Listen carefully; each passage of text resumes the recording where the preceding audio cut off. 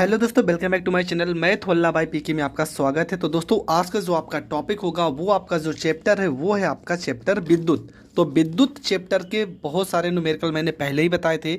आज जो बचे हुए न्यूमेरिकल हैं मैं उनको बता रहा हूँ। लगभग 6 या 7 प्रश्न हैं जो 2 नंबर या 3 नंबर में पूछे जाते हैं। तो उन सारे प्रश्नों को हल करेंगे। तो ज़्यादा टाइम नहीं बर्बाद करेंगे, बढ़ते अपने प्रश्न की ओर। तो आपका जो पहला प्रश्न है, लिखा है कि 60 वाट सामर्थ्य के वैद्युत बल्ब को 10 घंटे प्रतिदिन जलाने पर 30 दिनों में कितने जूल ऊर्जा व्यय होगी। ठीक है, तो प्रश्न में क्या दिया, ये 60 वाट लिखा है ना, तो ये पी का वैल्यू है। पी बराबर अब आपका पावर या शक्ति, इसकी वैल्यू दिया 60 और यहाँ पे हो जाएगा वाट हो जाएगा। दिन आपके कितने दिए हैं, तो दिन आपको दिए 30। ठीक है, दिन आपके हो गए 30 दिन हो गए।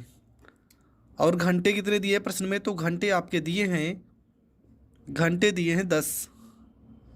हमें निकालना है कितने जूल ऊर्जा व्यय होगी। ठीक है, हमें डब्लू निकालना है। तो डब्लू का फार्मूला होता है डब्लू बराबर वी, यहाँ पे होता है आई और यहाँ पे होता है टी। ये होता है डब्लू का फार्मूला। लेकिन यहाँ पर हमारे पास ना तो वी है ना तो आई है। पी का फार्मूला होता है, पी बराबर फार्मूला होता है वी इंटू आई। ठीक है, ये फार्मूला होता है पी का। शक्ति का ये फार्मूला होता है पी बराबर वी इंटू आई। तो यहाँ पर आपका हो जाएगा डब्लू बराबर वी आई की जगह पे हम पी लिखेंगे और यहाँ पे टी है तो यहाँ पर टी लिखेंगे। तो ये आपका फार्मूला हो गया कंप्लीट। तो फार्मूला हो जाएगा डब्लू बराबर पी इंटू टी। अब यहाँ पर हम वैल्यू उठा के रखते हैं तो आपका हो जाएगा डब्लू बराबर पी की जगह पे क्या रखेंगे 60 वाट, तो यहाँ पे 60 वाट हो गया। टी की जगह पे हमें सेकंड में रखना है। यहाँ पर लिखा है 10 घंटे, तो 10 घंटे में कितने मिनट होते हैं, तो पहले 60 से गुणा करेंगे। हमें सेकंड में चेंज करना है तो एक बार फिर से 60 से गुणा करेंगे तो वैल्यू कितनी आ जाएगी, छछवा के 36 और 1 2 3, 3 जीरो है ना, तो 10 की पावर हम 3 लिख सकते हैं। तो यहाँ पे हो जाएगा 60 गुणे 36 गुणे 10 का पावर में 3 हो जाएगा। डब्लू बराबर 36 को 6 बार गुणा करोगे, छछवा के 36, छात्रिक 18, 3 21 हो जाएगा। यहाँ पर एक जीरो है तो 10 की पावर 3 में एक और जोड़ देंगे 4 हो जाएगा। हम जब उत्तर लिखेंगे तो आप उत्तर लिख सकते हो डब्लू बराबर में हमें किस में चेंज करना है। पहली बात तो जो आपका आंसर आया है 216 आया है और ये आपका जो आया है ये आपका ऊर्जा का मात्रक, कार का मात्रक क्या हो जाएगा जूल। ठीक है, कार का मात्रक हो जाएगा जूल। हमें जूल में चेंज करना है सवाल को जूल में अगर चेंज करना हो तो यहाँ पर अभी जूल में नहीं आएगा। इसमें हम भाग करेंगे, किससे भाग करेंगे, 10 की पावर यहाँ पे 6 गुणे में 1.8। यहाँ 36 को अगर हम 6 से गुणा करेंगे, छछवा के 36, छात्रिक 18 और 3 21 हो जाएगा।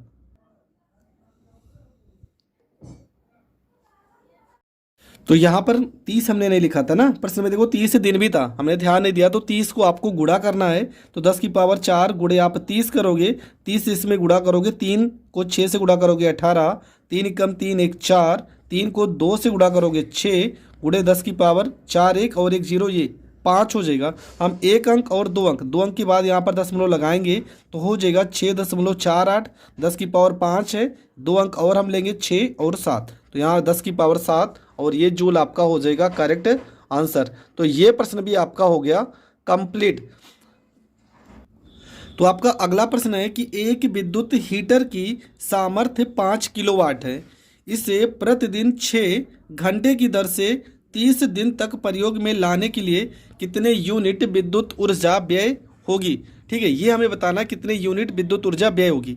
तो सबसे पहले क्या करेंगे, हीटर की सामर्थ्य कितना, एक मतलब यन, हीटर की संख्या कितनी है, एक है, और सामर्थ्य मतलब पी का वैल्यू कितना लिखा है 5, और यहाँ किलोवाट, तो किलोवाट को हम वाट में चेंज करेंगे तो यहाँ पर 5000 वाट हो जाएगा। इसके बाद सवाल में लिखा है प्रतिदिन 6 घंटे, तो टी मतलब समय आपका दिया है, समय आपका दिया है 6 घंटे दिया है तो यहाँ पर 6 घंटे लिखेंगे। इसके बाद सवाल में लिखा 30 दिन, तो दिन आपका लिखा है 30 तो यहाँ पर 30 दिन लिखेंगे। हमें कितने यूनिट व्यय ऊर्जा होगी ये बताना है। तो फार्मूला होता है, लिखेंगे व्यय यूनिट या लिखेंगे व्यय ऊर्जा, फार्मूला होता है इसका वाट गुणे घंटा गुणे दिन गुणे संख्या और पूरे के बट्टे में होता है 1000। ठीक है, पूरे के बट्टे में लिखेंगे 1000 लिखेंगे। तो फार्मूला आपका हो जाएगा, वाट की जगह पे कितना वाट है 5000, तो यहाँ पर 5000 लिखेंगे। घंटे की जगह पे कितना है 6 घंटे, दिन की जगह पे 30 और संख्या की जगह पे 1 और पूरे के बट्टे में 1000 हो जाएगा। 3 जीरो से 3 जीरो काट देंगे, 5 को 6 से गुणा करेंगे 30 आएगा और यहाँ पे 30 को 1 से गुणा करेंगे 30 आएगा और 30 को 30 से गुणा करेंगे 900 और यूनिट। ठीक है, ऊर्जा कितने यूनिट ऊर्जा व्यय होगी 900 यूनिट आपकी जो ऊर्जा होगी वो होगी व्यय। इसके बाद जो आपका अगला प्रश्न है उसमें क्या लिखा है, अगला आपका प्रश्न लिखा है कि 100 वाट 200 वोल्ट के एक बल्ब को 200 वोल्ट के विद्युत मेंस से जोड़ा जाता है। बल्ब का प्रतिरोध तथा उसमें बहने वाली धारा का मान ज्ञात करना है हमें। यहाँ पर क्या लिखा है 100 वाट मतलब पी का वैल्यू कितना लिखा है 100 वाट लिखा है, यहाँ पे 100 और ये हो जाएगा वाट। 200 वोल्ट मतलब वी का वैल्यू लिखा है, वी का वैल्यू है आपका 200 वोल्ट लिखा है। और क्या लिखा है, तो पहले यहाँ से हम निकालते हैं फार्मूला आर का वैल्यू, क्योंकि हमें प्रतिरोध निकालना है, बल्ब का प्रतिरोध निकालना है। तो बल्ब तो यही है ना, बल्ब के लिए ये लाइन लिखी है, तो बल्ब का प्रतिरोध का फार्मूला होगा आर बराबर, ठीक है, आर बराबर फार्मूला होता है, देखो फार्मूला होता है पी बराबर में वी इंटू आई, ये फार्मूला होता है। अगर देखा जाए तो वी का भी एक फार्मूला होता है, वी बराबर फार्मूला होता है आई इंटू आर। ठीक है, बी बराबर भी फार्मूला होता है आई इंटू आर।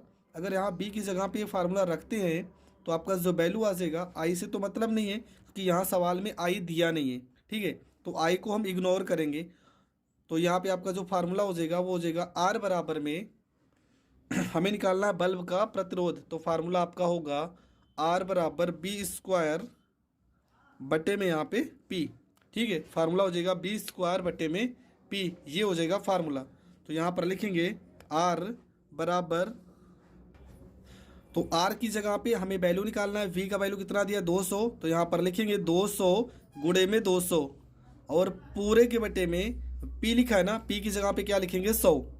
यहाँ पर 10 10 2 जीरो से 2 जीरो कट जाएगा, तो आर का वैल्यू कितना आ जाएगा 200 में 200 से गुणा करेंगे, 200 में 2 से गुणा करेंगे 400 ओम, ये आपका पहला आंसर आ जाएगा। ठीक है, पहला आंसर तो 400 ओम आ जाएगा।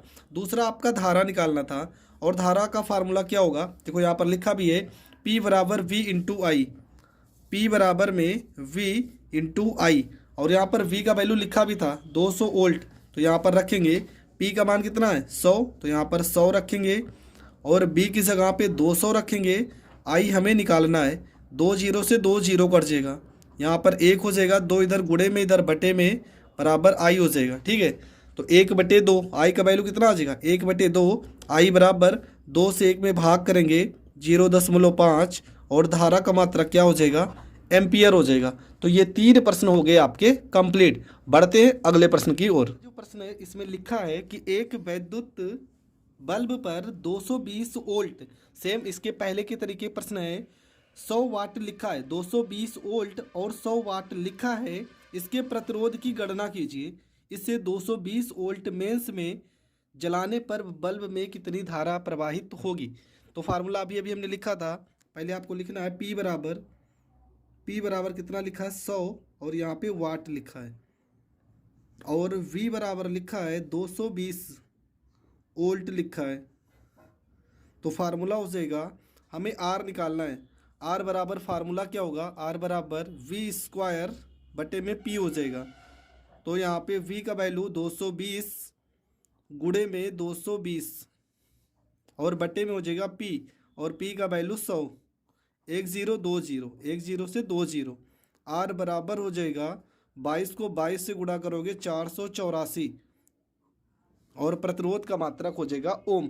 तो आपका जो उत्तर आ जाएगा, पहला उत्तर तो आपका 484 ओम आ जाएगा। हमें धारा भी निकालना है, तो फार्मूला होगा आपका P बराबर V इंटू आई, ये होता है फार्मूला।